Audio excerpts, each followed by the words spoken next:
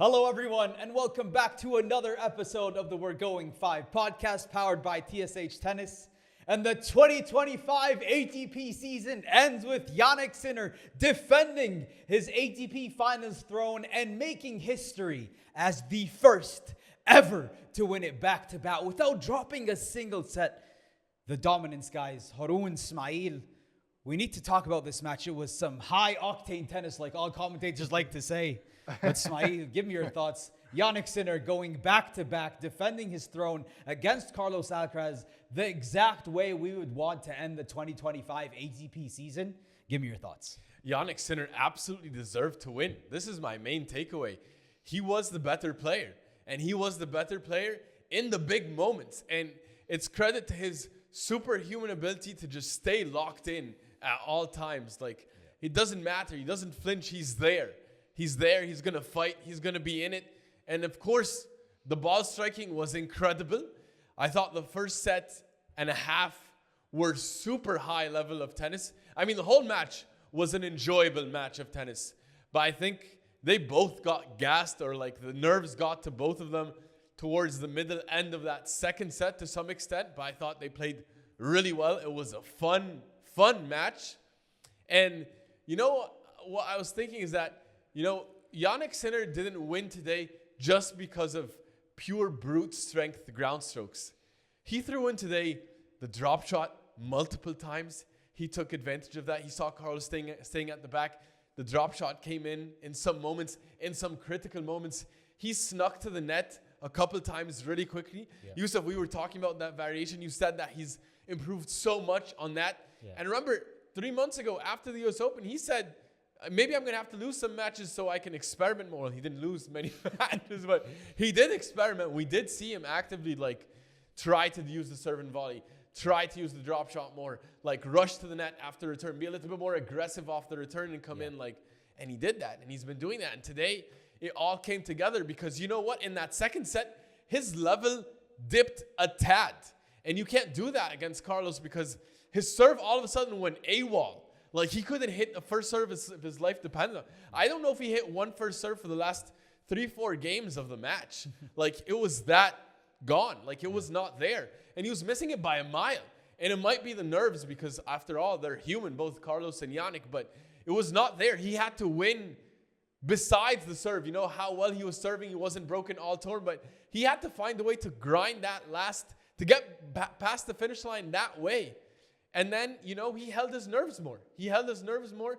And he got Carlos flustered. How often do you see Carlos talking to himself and his team, complaining so often like that? Wimbledon you don't final. See that. Yeah, other than the Wimbledon final, you don't see. He was clearly flustered, and as relaxed and as composed Carlito can be and is. Today, Jannik was better. He deserves the match. He absolutely deserved to win. He's the king. He did have home court advantage, but he deserved. He deserved it. He's the best player on the indoor hard. He is, by far. Well, Haroon, Carlitos did say, Jannik, he's the king on these indoor hards. You did not flinch when we started picking Carlos. You stuck with Jannik, and here he is, the champion in straight sets. Thoughts on Jannik? Yeah, the dude is an assassin. I really felt he was an assassin. The home crowd advantage was crazy. By the way, the stadium was super loud. If you guys didn't feel it, it was crazy, Haroon, especially in the tiebreak. I felt they were fine. It was fine, and then the tiebreak was just electric, just pure electric. Yeah, it was electric, and they had every right to be electric because the points were so fun. It had everything. You just want to gobble it all up as a tennis fan. It was so fun. They're whipping the ball so fast. I thought that Sinner was more composed than Alcaraz. Well, like you said, Ismail, I thought maybe Alcaraz got a little bit flustered. Maybe Alcaraz also was, maybe he was a bit frustrated, I see. But he was trying, but they both were serving so great the entire match. So it's really tough to find chances. Only Alcaraz had one chance in that first set to break at 6-5 to add when Sinner was serving, and he had which was a break point and also a set point. It was the first one. Set point. He could. Yeah, and he could have stolen Haroon. He had a chance to steal it. He could, but he couldn't convert. Sinner also, by the way, had no break points that first set. By the way, like that came in the tiebreak, and they were talking about this absolute menace of a tiebreak king here, maybe of a Jannik Sinner. He's 37 of 43 in the last 43 tiebreaks that he played. He's taking a page out of Novak's book, by the way, which is just a test to just show how great a player is. And like you can't really like you have no. You can't complain if you're a player on the other side of the net playing Jannik Sinner, if he's so clutch coming into tie breaks and he's serving so well. He's not giving you any chances, and like he didn't get broken the entire tournament. He got broken once, and then he broke back against Alcaraz to set it up at equal at 3-3. It's unbelievable. I was so happy. I was having so much fun watching that, by the way, because like you said, the variation by Sinner was crazy. He had ground strokes, serve and volley, approaching that drop shot. That drop shot, by the way, that forehand drop shot at cross court is so effective. It's such an effective shot, and it's his signature shot right now. It's unbelievable, really. Like I'm speechless right now because he's such a great player. Alcaraz is amazing as well, but maybe Sinner was feeling more comfortable indoor hard. And by the way, this we talked about him breaking Novak's record of 35 match win streak on indoor hard. I think he might break it, and he's going to go for McEnroe's record of 47 because this is looking unbelievable right now. Well, he has Novak's record. It's locked, Yusuf. That's locked. You know, what I saw today was, because remember in the preview you were talking about, and you were praising Carlos Alcaraz's intellect when it comes to tennis and his IQ and how he's able to solve things, you know. He doesn't need to wait for his team to tell him what to do anymore. He knows how to solve any issue that comes up. That was not the case today. He was absolutely flustered. He had no idea what to do to Jannik Sinner because Jannik Sinner was firing on all cylinders and brought him to the net. He was losing those points. He came to the net. He was losing those points. He was losing points in every way, shape, or form. And when he tried to add variation, it didn't make a difference. Jannik Sinner was all over the court. He was smothering everything. And then what were we seeing in the end? He's rushing so much, and he wants to come in. He now wants to shorten points because, first of all, staying back, it's not working. Let me try to come in. How many times did he come in? Like, why'd you come in on that one? Why'd you come in on that one? Why'd you come in? Like, it was a recurring question that I kept asking. And that's credit to Jannik Sinner. It's not taking away from Alcaraz. It's credit to Jannik Sinner that he gave Alcaraz no solutions today. Like, I don't think Carlos played an amazing match. And especially on the indoor hard, and you know how tough it is, and I want to talk about this accomplishment for him. But Jannik Sinner was able to take away everything from him in terms of game plan, and the result was as we saw. It's a straight sets win at the end of the day, and we're happy. We're going to be happy also. He also took Jannik Sinner to a tiebreak in a 7-5. Yeah, he was.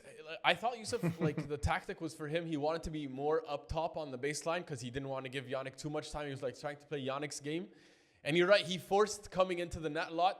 I think it could have worked many times. But also, he was missing volleys. He missed a lot of volleys today. Yeah, like, he missed some of them. Not even good. But he also, doesn't miss these. Some were bad approaches, Yusuf, but some were just badly missed volleys. Fine. About the volleys, fine. But how about the approach shots? Because the approach shots, because when they show you the replay and you're like, okay, like that, okay, I see it's fine that you came in after that one.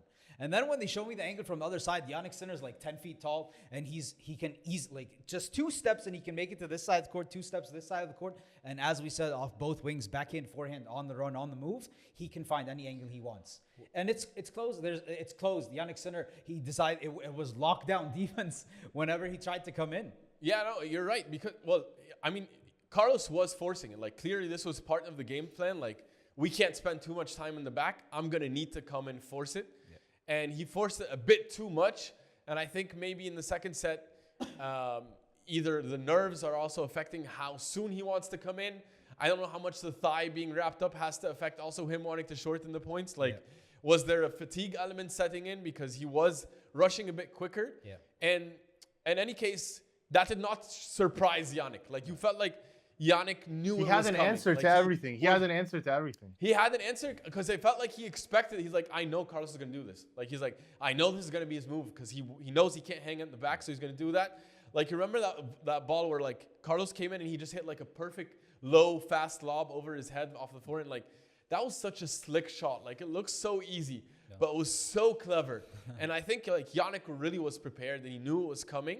And Carlos, he missed some volleys and he forced maybe too much. But then when you're missing volleys like that, also, I mean, Carlos also lost his forehand for like 3-4 games in the end of that. Jannik Sinner lost his serve for like 70%. Yeah, I think both of them. I think both of them, like, the nerves hit them where Carlos lost his forehand and then Jannik lost his serve. Yeah, the first set, but the level was also really something I want to say. It's like second set. to your point, Smiley, that Jannik Sinner was expecting like everything that Alcaraz was going to do. Some of the shots where Alcaraz was trying to go approach to the volley and hit a drop shot volley, and then Sinner was running super fast and hitting a perfect lob over his head. This happened multiple times, and that's how he set up also the set point in the first set tiebreak. Absolutely beautiful, and such an underrated shot to have a really good, effective lob. I've never seen him hit that shot before. This is the first time I see that. You know, this is the first time in an Alcaraz-Sinner matchup where the person that's playing unpredictable tennis that you don't know what's going to happen, changing up the variation, and I guess caught the other one off guard, was Sinner catching Alcaraz off guard. With the drop shots, with the coming in, with the ability to use so many different shots. I felt like you said, Sinner was ready for every answer from Alcaraz, and Alcaraz was not ready for every answer from Sinner. Yeah, and also I think like the first set, the story was that Carlos played better than Jannik in that first set. He did. He had the break point. Jannik didn't see one break point in that first set. And all the stats were pointing towards Carlitos. He was serving better. He was returning better. Like, the stats were on his side. And Jannik stole it. He stole it in the tiebreak because he was more clutch. Like, he managed his emotions better and he showed up to that occasion. And Carlos flinched. Like, he flinched from that tiebreak. And from the first point, you kind of felt like the nerves were getting to him a little bit more. And then, Yusuf, he had the break in that second set. He had the break in the second set. Carlitos, and then he just dipped. He lost focus for one game, and it cost him. Like, you knew it was over after he lost that break. You knew it was over. Yeah. But also, if you look at the ground stroke speeds for forehand and backhand by Sinner, like Sinner had a 10-kilometer difference plus margin over Alcaraz's forehand. Like, he was hitting a 10-kilometer faster forehand than Alcaraz was, and his backhand was 5 kilometers faster than Alcaraz's was. So he was hitting faster and stronger than him. And maybe Alcaraz didn't have enough time to react, and he was feeling like suffocated a bit, like he wasn't able to handle the speed. Yeah, that's true because that's probably one of the reasons why he didn't want to stay so much at the back, and he was like forcing it. But we knew Sinner was going to be hitting harder coming in than Carlos. But it's we thought Carlos could handle it, and he did a good job. In the first set, it was just in the big moments, right? Like, can you how many things can you blame Carlos for today? It's just. You can say just that in the big moments, he flinched a bit and maybe took too much risk or unnecessary risk. Like that serve and volley on Deuce that cost him the game at 4-5. Like, or when he came into the net, he came in abruptly and it cost him, Yeah. But guys, Jannik Sinner at the moment, what he's doing in the ATP Finals is something we have never seen before. And I opened up this episode by saying that back-to-back winning it without losing a set, that has never been done before. Not by your favorite player has never done that before. Your favorite player's favorite player never did that before. It's Jannik Sinner. He's now 1 of 1 when it comes to these things. And he currently holds the highest winning percentage in ATP Finals history. 88.2% right now. That's why. He's coming for a different status completely than just like part of the conversation. On steroids, he's looking. He's gonna definitely have something to say. Like he's arguably already on a super GOAT trajectory because there are very little things left to accomplish in tennis for him, and we know he's gonna improve. Like that's what's wild. Like he improved so much since the loss at the U.S. Open. I guess the positive, the silver lining is like we know that Carlitos is going to improve a lot from here because he's going to make it. It's going. He told him. It's he told Carlitos him too. What did he say in the awards ceremony? Yeah, he told him, "I hope you're ready because I'm going to be ready." Yeah. Come next season. He said that he's going to be ready. So he said he's going to be ready. And they both, But speaking about Carlitos a bit here because You know, I picked him to win this match, and my reasoning behind picking him to win this match was because every time we expected something to happen, the opposite happened when it came up to these matchups. But I was wrong. Harun, you were right. Smile, you were wrong also. I joined your glaze town, and that didn't work. But you got the glaze. You slurped up the glaze. You slurped up the glaze, though. Yeah. But Carlos Alcaraz making it to the ATP Finals final is a great achievement for him. You know, because leaving, I think he said it, but he should be leaving this tournament head held high because he went up against Jannik Sinner on his favorite surface in his hometown. And he was able to take him down in straight sets. But 7-6, 7-5, very close matches. And like you said, Smail, the first set was really close. So he played better in the first set. Exactly. So Carlitos goes home from this. Yeah, from my standpoint, Carlitos he'll go home and be like, if I'm this close to him on indoor hard where he's supposed to be so much better than me, then watch out next year. Watch out next time we face on indoor hard. I'm going to be coming. So as much as it was a tough loss, but because it's obviously a final of a big tournament and you lose to Jannik Sinner, but the fact that you were able to do that to him, I think he's going to take lots of positives away from it. Carlitos has nothing but positives to come away from this tournament. Yeah. Like, he needed to come in and sweep to get world number one, something he's never done before. He came in and he did it. He dominated Felix in the semifinal. He proved he's able to show an amazing level on indoor hard, and he's improving massively. His serve is improving. His movement on indoor hard is improving. You felt like maybe his ground strokes are a bit more compact to handle the fast pace of the indoor hard. I thought he hung very well with Jannik in the rallies today. He was not getting overpowered. Yeah. Last time I saw them play each other, he was getting overpowered. Even at Wimbledon, you felt like it's a similar fast-paced type of surface. He was getting overpowered in the backcourt rallies. So I love what I saw from Carlos. It's amazing. It's some fine-tuning that he's going to have to do. And, we know he has the talent to compete. He just made that case. It's perfect for all tennis fans because we're going to get a lot of more amazing matches, including on indoor hard. It's not going to be just a absolute train, a runaway train for Jannik whenever we go to indoor hard, because Carlos is going to have something to say about this from here on out. He won his first indoor tournament at the beginning of the year in Rotterdam, and the level he showed at the end of the year is that, no, he's going to be a beast. He is going to be a beast. He's going to have a lot to say. Yeah, Harun, but this rivalry, it's heating up, huh? Because right now, Carlos Alcaraz had the lead in this. First of all, titles won, but Jannik made the push. We are now tied at 24 apiece when it comes to the career titles. This rivalry is heating up every single time they face up more and more. And moving into next year, Harun, I think we're gonna have a very, very interesting conversation when it comes to this head-to-head. Because the beginning, there's the Australian Open coming up. That's Jannik's territory, and I guess a few indoor tournaments. Let's see what happens there. But in the head-to-head, Carlitos, it's 10-6 now. It's getting spicier than it's I think ever been, because it wasn't the case. Middle of the season, we're like, this is not even a rivalry anymore. Jannik doesn't know how to beat Alcaraz. Not the case anymore. No, but you know that head-to-head does not do it justice. You know that number. That's just a number. It's I know. Not really the matches are always super close, and it really doesn't indicate what's going to happen the next time. Yeah. Yeah, I think all their matches, it's the closest and the tightest finishes in a rivalry, I think, ever, between how many points you won and how many points you lost. So you do have a point there. And it rarely goes down in straight sets. There's always some back and forth. And today we were 1 point away here, 1 point away there from having another final set battle. So these guys, they go toe-to-toe. They bring it. Yeah. No, but this was an amazing season overall. And what's amazing also, to credit to your point, Yusuf, next season it's going to be absolutely loaded because both of them are amazing on all surfaces, and both of them now have experience on everything, and they've got a piece of everything.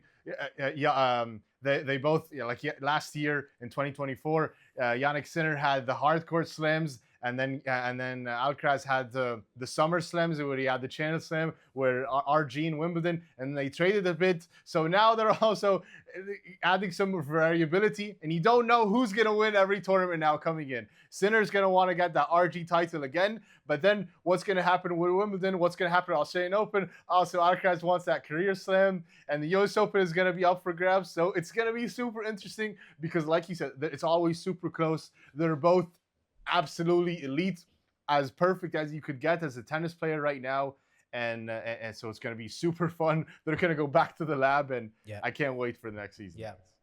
Well, Alcaraz, we talked about his amazing season. Sinner ends it on a very, very high. Alcaraz actually not done because of the Davis Cup, but the ATP season has concluded for both of these guys. World number 1, world number 2, 2 slams each. ATP Finals for Sinner. ATP Masters 1000 is like crazy for Alcaraz. So my question here is, Smail, who do you think had the better season in 2025? Carlos Alcaraz or Jannik Sinner? Oh, this is such a tough question to answer because they both had arguably GOAT type seasons. If you rank them amongst history, like the way they did it and the number of titles both of them won. But I think I have to analyze it in terms of who won more and who conquered more new territory. And, Jannik conquered Wimbledon. That was for him new. Carlitos never dominated the clay swing the way he dominated this year.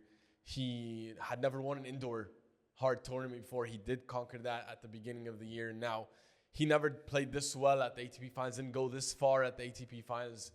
And it kind of gives me also similar vibes to Jannik in 23 when he lost to Djokovic in the final, but you felt like he unlocked something. I feel like Carlitos has unlocked something, and just the sheer amount of winning that Carlitos did and the fact that he explored new territories, I think, dare I say, he might have improved more even a little bit than Jannik over the course of the year in terms of his level of focus and level of just dominance, the serve, the power from the both forehand and backhand, which is now improved.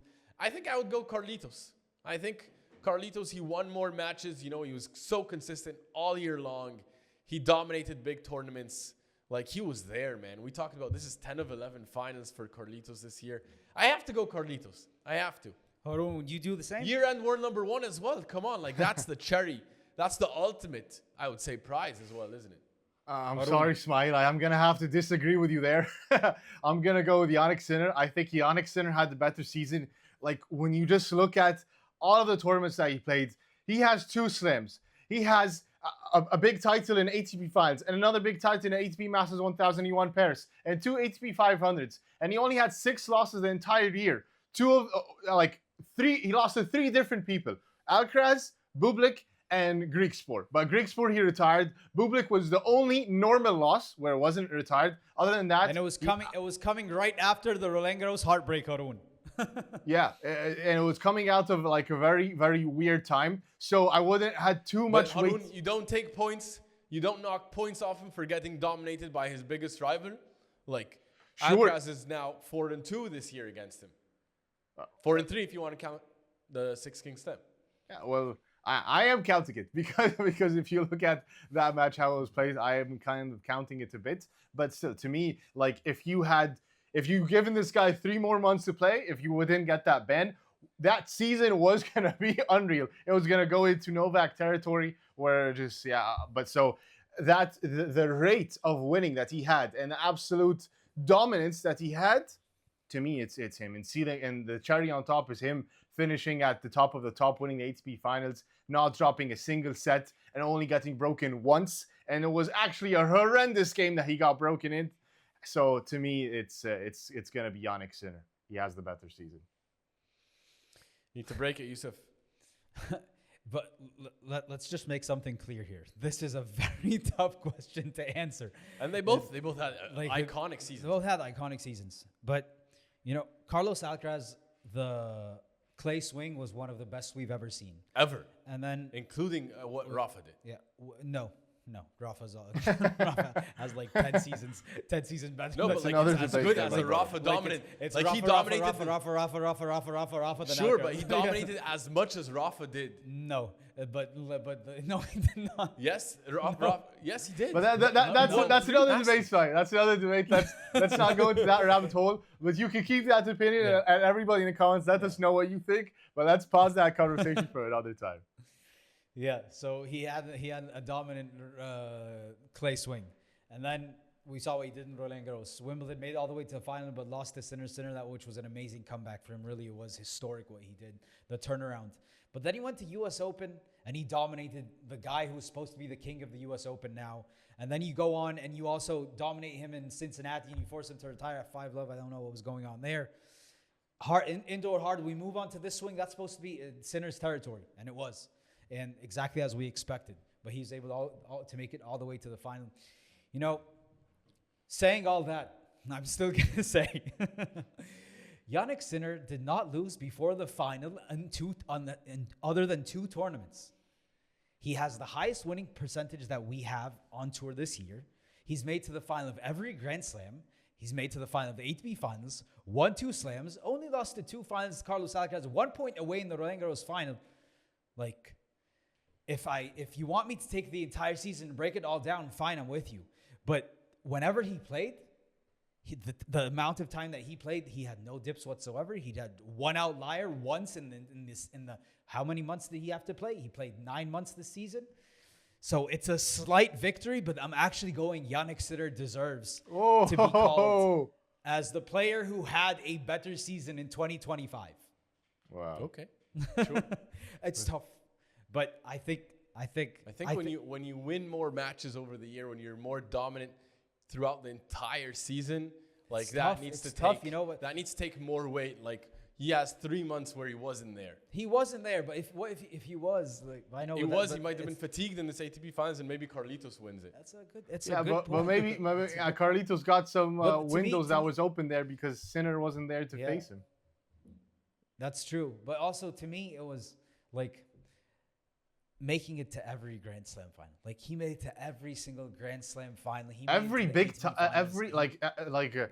big tight Grand Slam and ATP That's- Finals. So like, did Carlitos, except Australia. Yeah, Like the only thing you can knock off Carlitos is just Australia. but Sinner won that tournament. Yeah, that's it. And on clay, he was dominant. It's a tough one, and you know I can't. It's when I go this way, I can easily sway to one side or the other.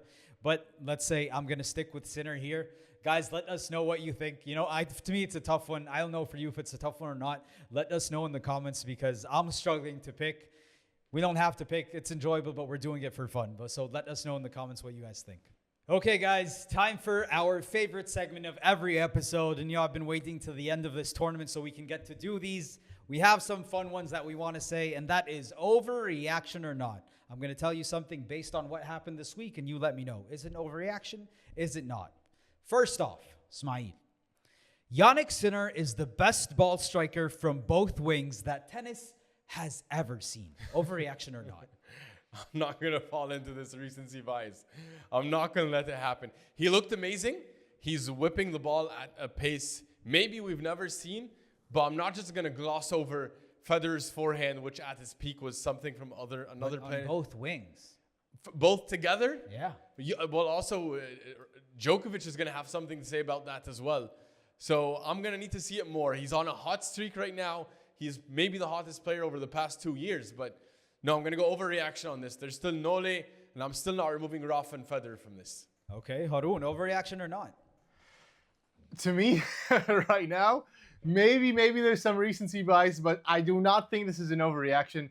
I think Sinner is so impressive to me, and I think that, yeah, he feels like he's the best ball striker on both wings. Like, the backhand is so smooth, the forehand is so smooth.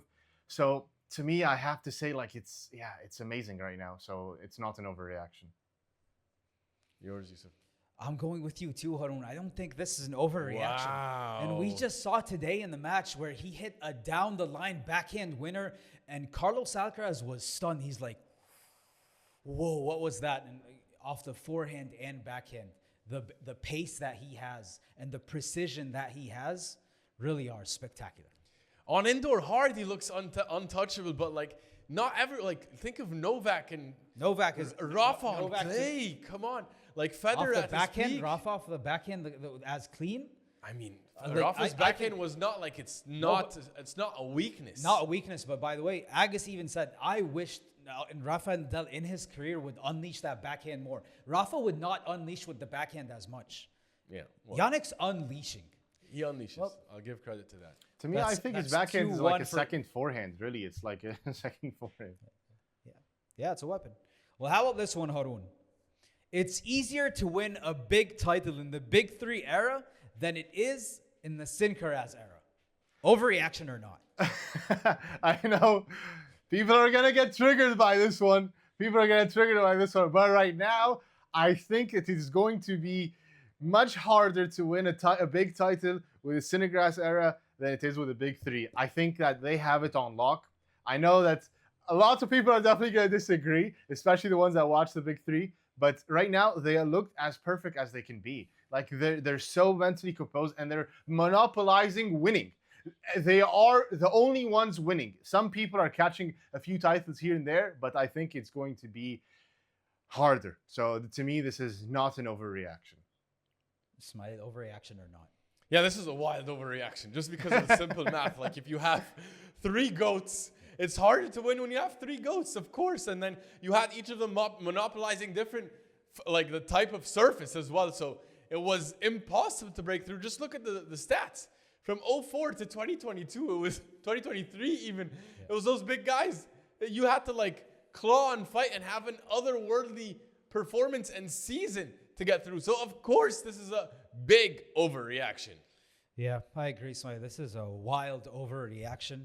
And which means if I'm a Big Three era, which means I have to go through the 3 of them, right? Like you go through 3 or go through 2. Yeah, just look at what Tsonga had to say about that. Monfils had to say. Even ask Sir Andy Murray what he had to say about that. Exactly. And Andy Murray, like, ask him if these guys weren't there, what would you be? He'd probably be Sinner Alcaraz. That's what Andy Murray would be. Yeah. So, but look at his career now. He's not in that conversation because of some guy named Roger, another guy named Rafa, and of course the one and only Novak. So wild overreaction, 1,000%. Well, how about this one, Haroon? A player that you love, a player that I do too. Felix Auger-Aliassime will win a big title in 2026. Overreaction or not? This is not an overreaction. This is fact. Felix Auger-Aliassime is not afraid of anybody. He's only losing to the best of the best. So I think that he showed a lot of confidence, a lot of mental composure, and a lot of consistency as of late since he got married. And that's a really big thing here. So I think, yeah, he's on his way to win a big title, maybe on his home court in Canada, maybe something, because he showed a lot of great results on indoor hard. So definitely one is going to come next year. Smile. Is it coming in 2026? Well, I love that Felix has this ambition. He even talked about how he wants to be world #1. He wants to win big titles. He's clearly gaining confidence, and he's looked really great towards the end of the season at the US Open and on indoor courts. But this for me is just a hot stretch. Like, I'm going to need to see more consistency from Felix. And he gets pretty much dominated every time he plays either Sinner or Alcaraz. I haven't seen the level that can unlock winning against them. So next year, as much as I want to see it, I hope to see it. But right now, I think he still has too many things to improve on top of the handling the nerves and the composure of the big moments, which they are untouchable on. Yeah. I'm going to say this is an overreaction also. As much as I love FAA. I need to see it. I need to see more. I need to see. I honestly don't remember Felix until the US Open. Yeah. I don't. And so that's when most of the tennis is played indoor hard. I don't know if you're going to get the Paris Masters, sure, let's see, but that's the only one that you have that you can get on indoor hard. Everything else that's played, clay, he's good, not great. We know he had that match against Rafa, but overall, I also, Smile, I need to see more to say yes to this overreaction. And he's 0 against Sinner and Alcaraz this year, so he's going to have to beat them to get the big title. I'm talking outside Sinner Alcaraz. Like, even if Sinner Alcaraz don't win that tournament, I need to see more from Felix on something other than indoor hard. More consistent aggression and consistency, especially off the backhand wing use. Yeah. But he has good momentum. Let's see what he does going into 2026. On clay, by the way. He loves the I beginning of think the you'll see season. on clay. We'll see. But on clay, Wow. it's surprising. Okay. Too many good players on clay. Too many good players on clay. He's good. Doing He's something a great next year player on on clay. But okay. Okay. Well, how about this one, Smain? Jannik Sinner will win the ATP Finals every year as long as it's played in Torino. The home crowd and the home court advantage that he has at Torino is wild. It's in some sense it's iconic because it's so cool how they cheer for him and they serenade him and they're calling his name Jannik Sinner, like it's so cool. On the other hand, it's wildly unfair for everyone who steps into the arena because his tennis is already unfair against everyone else. But you know what? Carlos Alcaraz's level today showed me there's hope for him, even if it's in Torino. And crowds can't help but love Alcaraz, even if he's not their own. Yeah. So I'm going to say overreaction because I think Carlitos is capable of doing it. No one else is, by the way, but Carlitos is. Haroon, overreaction or not? Ole, ole, ole, ole, Sinner, Sinner. I think it's absolute luck. It's absolute luck. The home court advantage is monumental. He loves indoor heart. That's one thing. And the fact that he has the crowd behind him is another. He's like, and again, he's doing it time and time again. He's not dropping a set and he's barely getting broken. He got broken only by Alcaraz once. So in barely any, how many break points? 2, 3? No, I think this is on lock right now. He's absolutely an assassin when it comes to Torino and ATP Finals. Yusuf, break it. He's an assassin. He's all this. Carlos Alcaraz, whenever he wants something, he gets it. That happens. It might not come the first time. It might not come the second time, but it's going to come. And he was right there this match. So come next year, I think Jannik Sinner should be scared because Alcaraz is coming and he wants it. And he's one of the hungriest, the most motivated, and hardest working people that there is on tour. And plus add his talent to it. No, I don't. This is an overreaction for me. Carlos Alcaraz is right there toe to toe. I don't care if you're in Torino or not. That's great. That's if you're assuming Sinner's not going to do anything and go stay at home, watch movies and eat pizza. This guy's gonna he's gonna train as well. Let's see. Okay, we'll see. I'm just saying it's an overreaction. Well, how about this one, Haroon? Carlos Alcaraz has the edge going into the 2026 season. Overreaction or not? No, I think it's a bit of an overreaction because I think that Sinner getting the last win of the season, also in a big tournament, like that gives you the edge where you can go home saying I was better. It doesn't matter what you did the entire year. The entire year, yeah, Alcaraz accomplished more, and he maybe won a lot of big titles as well. But still, I think Sinner has the edge going in, so it's an overreaction for me. And also, Australian Open starting the year, that's going to be a little bit of a mountain that Alcaraz is going to have to climb, and more confidence for Sinner. So it's an overreaction. Is my overreaction or not? Well, we see that they've been alternating in the Grand Slams and now the ATP Finals. It's going 1-1. Yeah. Alcaraz won the French. Jannik got revenge in Wimbledon. Then Alcaraz got revenge in the US Open. And then here we go. Jannik got the title at the ATP Finals in these super big finals that they play. So who has the edges about who's feeling more bitter? Who's going to be hungrier? Who's going to have more to correct? Who's going to be more motivated to improve? And who has more things that they can look at and feel like they can improve? And whoever loses their big finals feels like they have more to improve. And so Carlos Alcaraz is going to have to sit with this feeling of losing this ATP Finals title for the next 2 months and have to think about how he lost this match and how he lost break point, set point at 5-6 down, how he lost when he was a break up in that second set. And he's going to have so much to look forward to improving. So yeah, he's going to be hungry. He has the edge. There are more things he's going to be able to look at and see I can improve here. He's not going to be as relatively relaxed, I would say, as Jannik Sinner going into next year. Okay. Well, I'm going to say this is an overreaction. So everything you said is amazing. But at the end of the day, the person that has the edge is the guy who has the edge. you can play the psyche, you can go into the mental state. But that's what the titles have shown us. He had Carlos on lock in this tournament. We're going into Australian Open. He's the back-to-back champion. Beginning of the season, you want to talk about Roland Garros? He was 1 point away from taking down in straight sets. So Jannik Sinner has so many things that he can grab onto, and he just has. And not only that, he's going into a part of the season where he dominates. And so if anything, he wants to show, by the way, next year in those 3 months where he was not able to play because of suspension, Oh, you know what happens during these 3 months? My turn. My turn to win tournaments. So I'm going to go. Jannik Sinner has the edge going into 2026 after how this all ended, and that is an overreaction. Well, last one, Harun. Jannik Sinner will go down as the ATP Finals GOAT. Overreaction or not? This is a very, very, very hard one because you have legends who are GOATs in this. You have Fed, you have Sampras, and you have Djokovic. Absolute legends. But I think right now that he's winning a lot. He loves the indoor hard, and he's winning a lot still at a very young age. So he has a lot of chances, hopefully, in his career.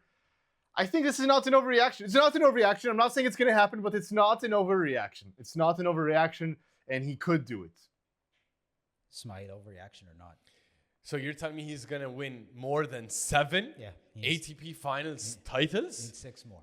To unlock the Djokovic accomplishment, so to at least tie him, he needs 5 more. And to beat him, he needs 6. To beat him to become the GOAT. Yeah, so tie him. No, this is a wild overreaction. I love Sinner.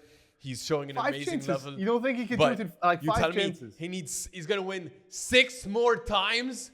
What Novak did is unreal.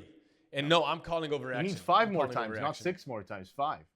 No, 6 if he wants to surpass Nole. And so I don't think he can do. I don't think. Nole has 7. 6 is a lot.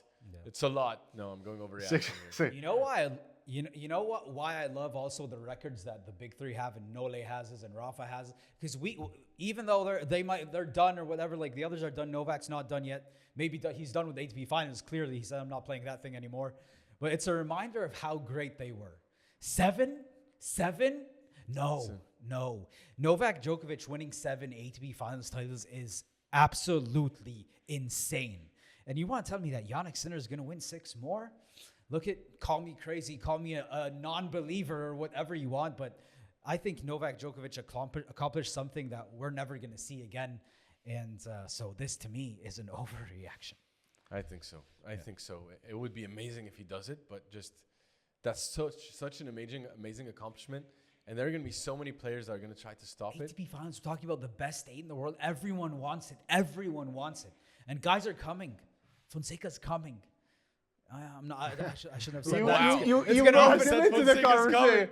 Oh my God. You just brought Fonseca. I didn't even mention Wow Zhao this episode. And you brought him there. Thank you. Wow Zhao is coming, Harun. He is.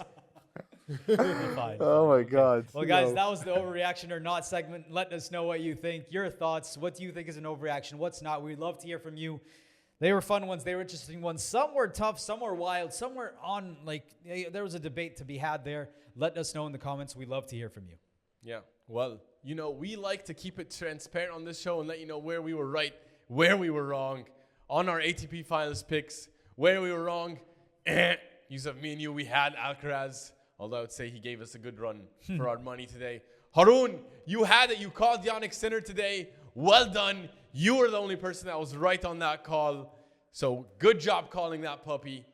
And you know what? I'm going to miss making these picks, but good thing we have the Davis Cup coming right up. We have one last time to make picks and go home feeling happy with your picks and think you know something about tennis. But this week's going to be tough because you're no longer picking a person. You are picking a team. The Davis Cup finals are going down. We have Germany. We have France. We have Spain. Lots of Italy. We have Belgium. Yeah. Lots of big teams coming for the tournament. Ismail, Harun, ready to make your picks for the final time in the 2025 season? Let's do it. Let's go. Harun, Davis Cup Finals 2025 going down. The biggest tournament that anyone can win for their country. You bleed for your country, and this is something that they remember for you for the rest of your days. Coming down to this. Davis Cup 2025. Who is your champion? I'll tell you my champion is. I'm going for Germany. I'm going for Jan Lennart. I'm going for Sasha Zverev. I'm going for Yannick Hanfmann.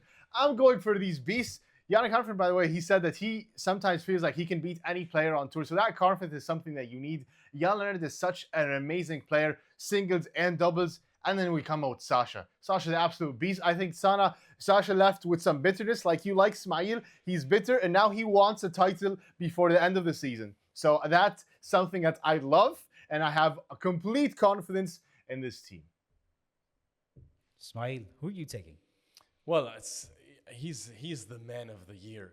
He's the man of the year. And I'm not going to start to doubt him now. Of course, I'm going with Spain and Carlitos Alcaraz. Carlitos Alcaraz on the court. Carlitos Alcaraz win the match. Win the title. It's a team event, Smail. It's There's a team another event. match, a singles match. There's another doubles match. That's true. It's true. And so it might not go his way. But, I'm riding with Carlitos because I just don't see too many good lineups out there. Italy's going without their best top 2-3 guys. Like, we're looking here at, Spain has such a big edge. Germany is going to have something to say, like Harun said. I don't know if Artur, is he going to find his form? Like, is he really going to be the A1 player that we think? Is Moute A1? Like, France maybe has something to say too, isn't it? But, I can't go. I'm not going to go against Carlitos. You guys pick the top two teams. The players with the best player, and that's Alexander Zverev is the second best player playing this tournament, and Carlos Alcaraz is the best player. Traditionally, that's who wins it, isn't it? But there's one guy who decided that I'm going to play this extra week because I want to do something for my country. Yuri Lehechka. And he wasn't able to do that last year when his idol was right there next to him. He actually let him down. Yeah. Carlos Alcaraz let Spain down last year. And you know what Carlos Alcaraz does? Whenever he wants something, he fights for it, he gets it. He wants this Davis Cup title. He's going to come for this title. And Spain are going to take down everyone in their path to win the Davis Cup title in 2025. And Carlos Alcaraz will end his historic season with the Spanish flag over his shoulders and a Davis Cup trophy in his hand. Well, it would be fun. It would be fun to see that for him. Although, to be honest, I would have preferred to see Davidovich Fokina on his side instead of Munar Jaume. has been good. He's been good. Munar has been really good as in ADF this year? Has he been as good as ADF this year? No, but like that was Munar's a good second singles. Harun, is Jaume going to get them over the hump? By the way, Spain. Why are you making? Because he loves Jaume. He loves Munar. I do. Yeah, I do. I love Munar. And by the way, this is a guy this year showed that he is not afraid of any player, and having the home crowd with him, I think that's going to be such a big deal. And by the way, I don't think that they're waiting for Alcaraz to come save them to the promised land. I think that these guys are going to go to war. So I think they need. It's going to be a battle. I think they very much need Carlos Alcaraz to save them. Well, it's going to be interesting to see. It's going to be fun to play out. More tennis coming our way. That's what we love. That's what we need. And guys, let us know, who do you think is going to win the Davis Cup? We have some spicy matchups coming our way. And what were your thoughts about the ATP Finals title? And if you enjoyed that, go check out our recent interview with Coach Christoph Ligon. He's former coach of Griekspoor, now coaching Alex Mikkelsen. So many cool insights about the tour, how he took Griekspoor to the top of the game, and some of his own cool player stories facing off against Roger, Rafa at the French Open and Nole. You're going to love it. And if you like that, go check out our other interview with Coach Michael Tillstrom. So many interesting insights there. He's coaching now Denis Shapovalov. So many cool stories about facing off against Sampras and Agassi. You're going to love it. And we'll see you here next week after the Davis Cup is over. And subscribe so you can get all your tennis stories here. See you next time.